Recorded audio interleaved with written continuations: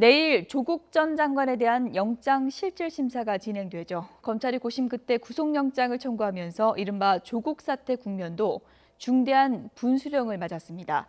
조 전 장관이 구속되면 청와대 윗선까지 수사가 확대될 가능성이 있지만 기각이 된다면 여론의 후폭풍이 만만치 않을 것으로 보입니다.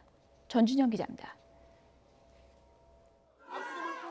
윤석열 총장이 지휘하는 검찰은 지난 8월 말 조국 전 법무부 장관 일가 의혹에 대한 전방위 수사에 나섰습니다. 강도 높은 수사가 이어지며 조 전 장관은 임명 35일 만에 사퇴했고 이후 검찰은 부인과 동생 등을 구속 상태로 재판에 넘겼습니다. 국민 여러분께 죄송하고 송구하고 감사하고 고맙습니다. 저는 이제 한 명의 시민으로 돌아갑니다. 하지만 정작 조 전 장관은 넉 달간 진행되던 가족 비리가 아닌 민정수석 당시 감찰 무마 의혹으로 구속될 위기에 놓였습니다.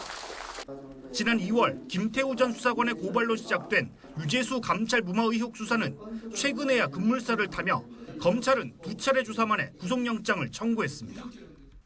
부부 동시 구속 시도라는 안팎의 부담에도 고위공직자 비위가 엄중하다는 보고를 받은 윤 총장이 최종 결정을 내린 것으로 알려졌습니다.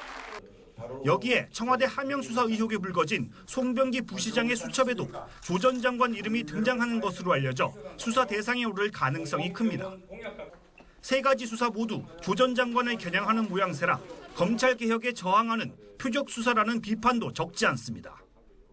이제 관심은 조 전 장관 구속영장에 대한 법원의 판단에 쏠립니다. 당장 조 전 장관이 구속되면 감찰 무마 수사는 유재수 전 부시장 관련 청탁을 한 것으로 거론된 여권 인사들을 향할 것으로 보입니다.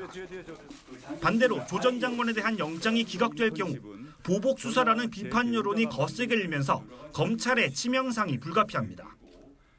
감찰 무마 의혹 수사는 물론 조만간 기소할 가족 비리 관련 재판에서도 어려움이 예상됩니다. 조 전 장관 가족 비리 의혹에서 시작된 검찰 수사는 권력 윗선까지 겨냥할 것이라는 전망이 나옵니다. 사람에 충성하지 않는다고 한 윤석열 총장의 승부수도 결국 조 전 장관 영장 결과에 따라 운명이 판가름 날 것으로 보입니다. YTN 전준영입니다.